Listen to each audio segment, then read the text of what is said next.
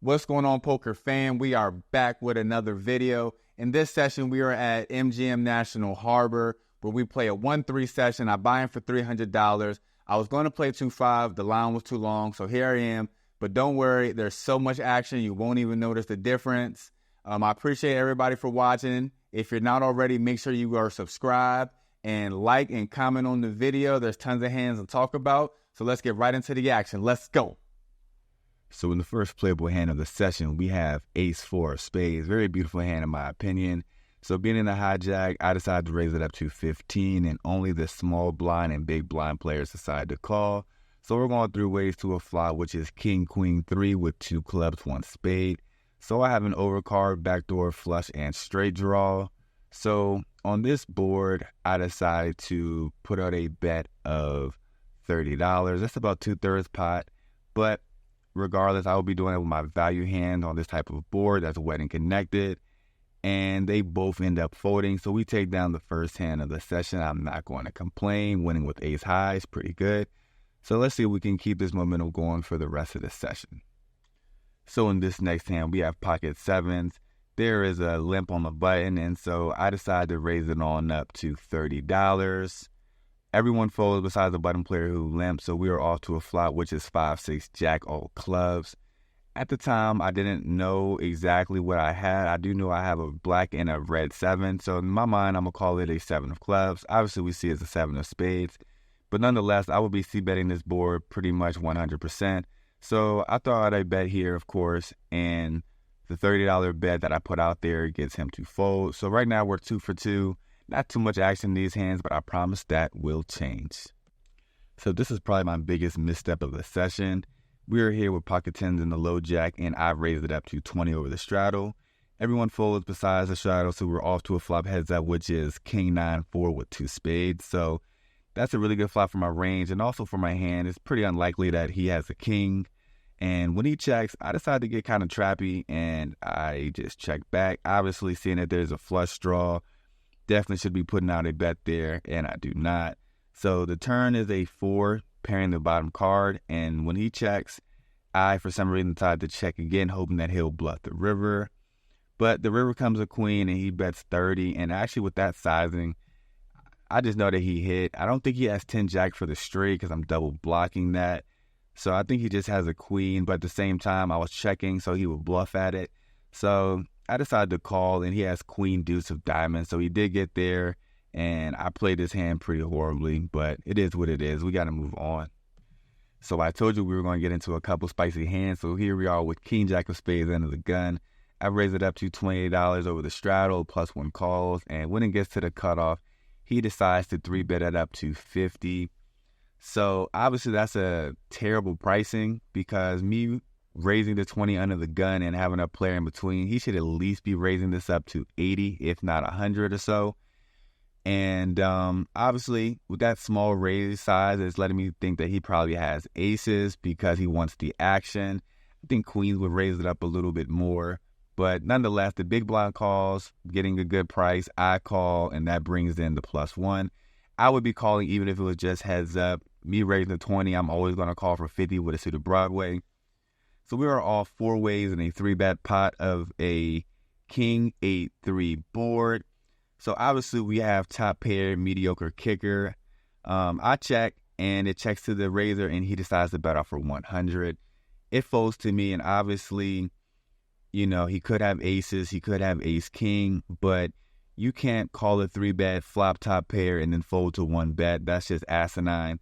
So I decided to call out the $100, and we were going just heads up to a jack turn. So we now have top 2 pairs. So if he has aces or ace king, we now have leapfrogged that hand. And so when I check, I'm actually very disappointed when he decides to check back. I think that aces would just go all in. I only have $150 left in my stack. I think ace king would also go all in. But anyways, we're off to a river, which is a 10. And so at this point, ace queen does get there. And if he has that hand, then it just is what it is. So I go all in, and he doesn't snap call, but he also doesn't take that long to call. And so when he calls, I know that I'm good. And I show the king jack, and he has pocket aces. So we did have a hand that we knew that he had. And I just got very fortunate to be able to crack it. If you were to raise it up pre-flop to like $100, being that I'm pretty shallow, only having 300 total, I probably would have folded, but being that it was 50, I had to see the flop, and once I seen the flop, the rest of the hand played itself out. So now we have a full double up. We are up $300 at this point, so let's keep on racking it up. So this is a pretty interesting hand. There's a few limps and it gets to me. I have 7-5 of hearts, nice looking hand. I could be putting a squeeze here with all the limpers, but I just decided to check my option. We are all 5 ways to a flop, which is 7 deuce 3 with 2 hearts. So we have top pair and a flush draw along with a backdoor straight draw. So I decided to lead out for $10, and middle position decides to raise it up to 40. And of course I'm going to call, but crazy enough, the small blind calls as well. So you could say that I could be putting in another raise, but you know what they say, don't go broke in a limp pot. So I just decided to call, and the turn is a king of spade, and it checks back to middle position, and he decides to bet out for 40 again. Now this bet is very strange. If he had like 2 pair or something like that, or a set, he would be putting out a bigger bet. But him putting out that same bet doesn't scream like the most strength, but then the small blind player calls as well. So I don't know what's going on here, and now this is when I actually think about the hand thoroughly, and I say that somebody could have a better hand than me immediately, and somebody else could also have a better draw than me. So with all that being said, I show it to my neighbor, and then I fold my cards. The river ends up being a 10 of diamond, and on the 10 of diamond, it goes check, check.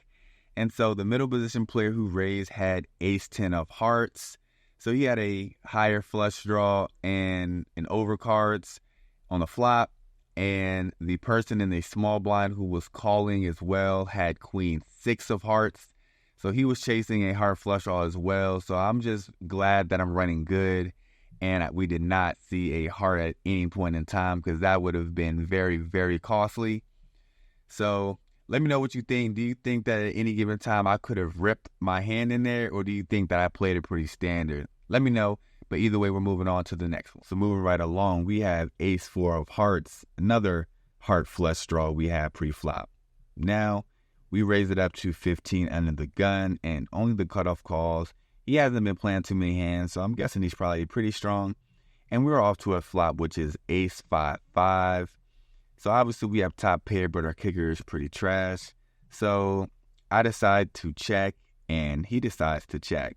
The turn is a 7, and you could say I should be putting out a bet now for sure, but I really just think I'm either way ahead or way behind. So once again, I decide to check, and we get off to the river, which is a 9. So at this point, I definitely think I have the best hand, but I just check once again, and he puts out a small bet of 15, and of course, there's no way I'm going to fold. So I call, not expecting to be beat almost ever, and unfortunately, I am.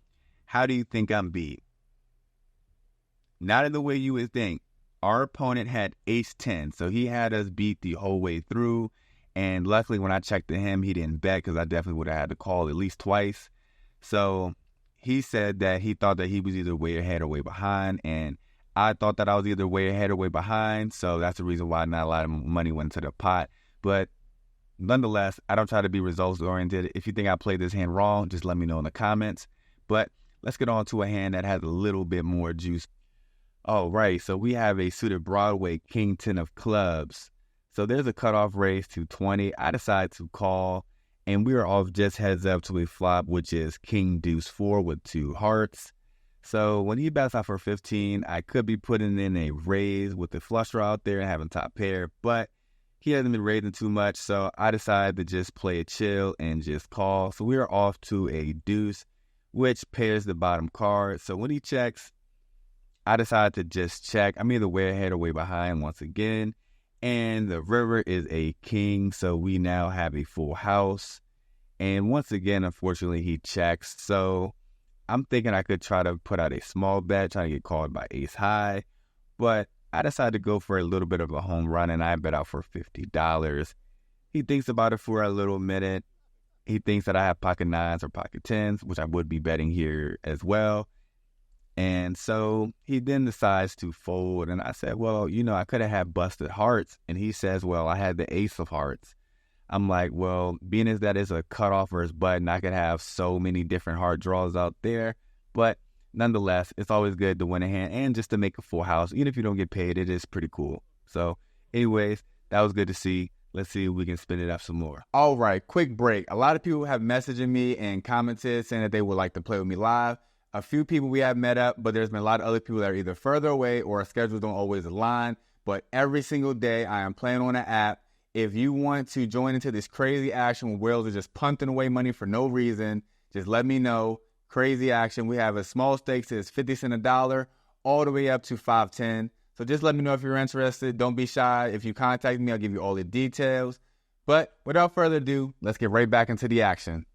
All right, so I started recording a little late, but the pre-flop action is as follows. There's an under the gun raise to $20. I am in the +1, so I 3-bet to 75 with pocket aces. And weirdly enough, the middle position player decides to call. He has been splashing around, but this action is pretty strong by me. So I'm guessing he could have a strong hand such as tens, queens, jacks, ace, queen, ace, king, and hands like that, although I do double block those ones. And now the original raiser decides to call. So I know if he had a hand like queens or better, he would have 4-bet for sure. So as soon as that he does it, I'm putting him on some type of suited broadways or maybe a same range of like higher to mid pocket pairs. So we are off 3 ways to a flop, which is 8-6 deuce with 2 spades. That's a pretty good flop. I actually like it a lot. I mean, yeah, they could have 8s every once in a while, but if they do, so be it. So I'm looking down at the pot, and it has about $225. So I decide to put out a bet of 100. So that only gets the middle position player to call, and the original raiser decides to fold. Now we're off to a turn, which is a 9. So this is when it gets kind of tricky just because of the stack to pot ratio. The pot has 425 and I have about 450 left. So I'm not going to check. So the only 2 options that I have here are bet small, jam river, or just to go all in right now. So I decide to just rip it all in for $460, ends up being the final count. And he thinks about it for a moment and he keeps saying, do you have aces or kings? So that makes me think that he probably has queens or jacks. And so eventually he does call. He says he has queens and the river is a king and we win. And he's pretty pissed. And the other guy who folded, the original raiser, says that he folded jacks. And I do believe it. It does make sense. My line is so strong. So I do believe that when I bet the flop and gets called, that jacks is probably no good. So that was a good fold by him. And what a cooler aces versus queens versus jacks. But always happy to be on the right side of this situation. It was the biggest pot of the night, but we're still not done with the action. Let's go. So just a few hands later, we get another premium. We have ace king offsuit. So I raise it up to 15 from the cutoff. The small blind, big blind, and under the gun limper decides to call. So we're going 4 ways to a flop, which is 7-8 jack. Even though I am the original raiser when it checks to me, this is not really a board that I want to c-bet on, going to a multi-way. I think it's going to connect with the field more than it will connect with me. So it checks all the way around, and the turn is a 10 of diamonds. So I do have a gut shot to the nuts, obviously. But when the big blind decides to bet off for $35, I decide to just give it up and fold, obviously. Didn't hit nothing, and sometimes it's just important to understand the texture of the board, and when it doesn't connect with your hand, it's okay to just check, give up, even if you're the original raiser. So just kind of a quick hand, but this is kind of how poker goes sometimes, so I just included it. But let's get on to the next one. So this hand is interesting. We are in the big blind with king jack offsuit. So there's an under the gun limp, and then +1 raises to $10, and there is 3 calls in front of me, and then I just decide to call. I could be putting in a 3-bet, seeing it's like a weak open and a bunch of just calls. But as played, I just call, and the undergun limper decides to call. So we're going 6 ways to a flop. That's right, 6 ways to a flop, which comes ace, jack, 6. So we have middle pair and a backdoor straight draw. Obviously, though, anyone could have an ace. So I check, and it actually ends up checking all the way around. I guess nobody has an ace. and is even less likely when the turn is another ace. So I still check just to be cautious, and the guy to my left decides to bet out for $15. Everyone folds, and I decide to call because he could just have a jack as well, and I do have the best jack available. So we're going off to the river, which is a 5, and now when I check, he does this little side thing, and then he bets out for $50. He only has $80 total, so at this point, I already know that it's super strong. So I fold, and then he shows that he has ace-queen, so nice hand, sir. Nice hand, sir. Do you think that I should have called the river? Or do you think I should have got rid of my hand on the turn possibly? But either way, it's not that bad of a loss, so we're moving on to the next one. Okay, so out of all the hands that I played this whole session, this is the one where I don't know if I played it right or probably played it wrong. So I have ace-king, and I raise it up to 15 from the hijack. The cutoff and the button both decide to call. So we are going to be going out of position to a flop, which is 10, jack, queen with 2 hearts. So yes, we do flop this stone cold nuts to Broadway. So I decide to put out a bet of 15. There's so many flush draws, 2 pairs, pair plus straight draw combinations out there. So the $15 bet gets the older gentleman to my left to call, and it also gets another player, weirdly enough, to raise to 45 from the button. Now, obviously, I could just call, but I don't have any hearts in my hand, so they definitely could have the heart flush draw. And if I am good, there's so many action-killing cards. Let's say a king comes, that would kill my action. If an ace comes, that kills my action. A 9 could kill my action. So with all of that being said, I want to actually put in a flop 3 bet, and I'm looking at the raiser stat. He has about $500 altogether, so about $450 after his raise. So if I were going to put in a raise, normally it would be about 3x his sizing, so that would be about $150. But I don't know. Maybe this was a spaz play and I played horribly, but I decided to rip it all in. And when I do that, the older gentleman to my left folds, and the other player tanks for a while. He's like, why would you do that? Why would you do that? And then eventually he does fold, and he shows that he had king 9, so he had top pair and a straight draw. And the older gentleman to my left confirms that he did have the heart flush draw, and he actually should have called because he only had $100 left. But let me know, what do you think about this play? I try to put into a solver, but solvers aren't really that good with multi-way situations, at least not one that I know. So if you have a solver that's good multi-way, let me know. And if you have an opinion about how I should have played this hand, please let me know in the comments. Let me know if I played it good or if I played it horrible. I don't mind. But let's get on to the next hand. So here we are. We have a nice little pretty hand. We have 8-9 of spades in the cutoff. I like this suited connector, so I raise it up to $15 and only get a call from the big blind. So we're going heads up to a flop of 9 deuce 3, and when he checks, I do have top pair, but if I had ace king or even aces or kings, I would check here every once in a while. So I decided to check here to be balanced, and the turn is the ace. So obviously this is my range, not my exact hand, but I already have a pair. So when he checks, I decided to bet out for $15, and he decides to put in the call. Now, being that it is big blind versus the cutoff, he could definitely have any ace here, wanting to see the flop. So he could definitely have an ace, but all of this doesn't mean nothing because I get bailed out when the river is the 8 of club. So I'm trying to think how much would he call with an ace, and just to be safe, I bet out for $25, and he snap calls, so I guess I could have got more out of him. I tabled my 8-9 of spades, and it is good, so definitely happy to be running well, and let's see if we can keep on getting some run good.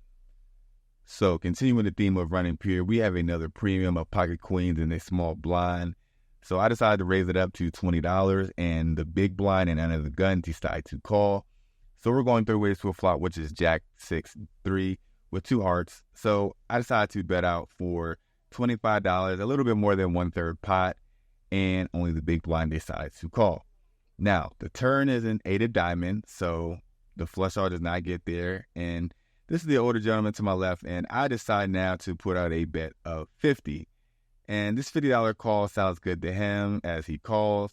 So now we're going off to a river, which is a 3, and that pairs the bottom card. So let's just say he had Jack 8 suited or even Jack 6 suited, because you never know what happens in these games. We are now ahead.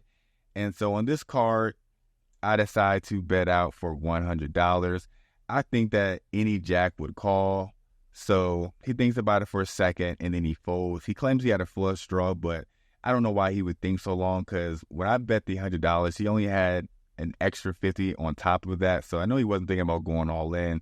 So maybe he had a Jack and made a good fold, but who knows in these games. But regardless, it's good to have our premium hands holding up. So let's get on to the last hand of the night.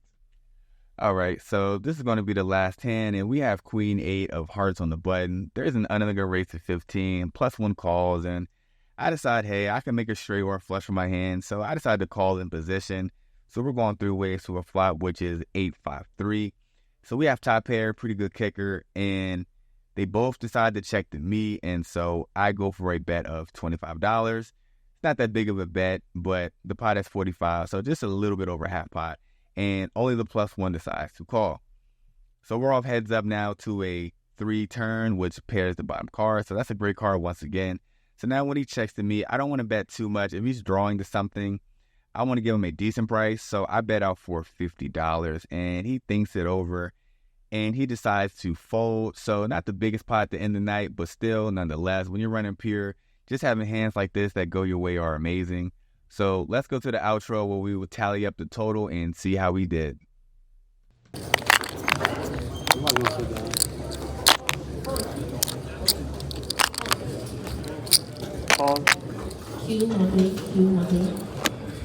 All right, that is it for the video. I appreciate y'all.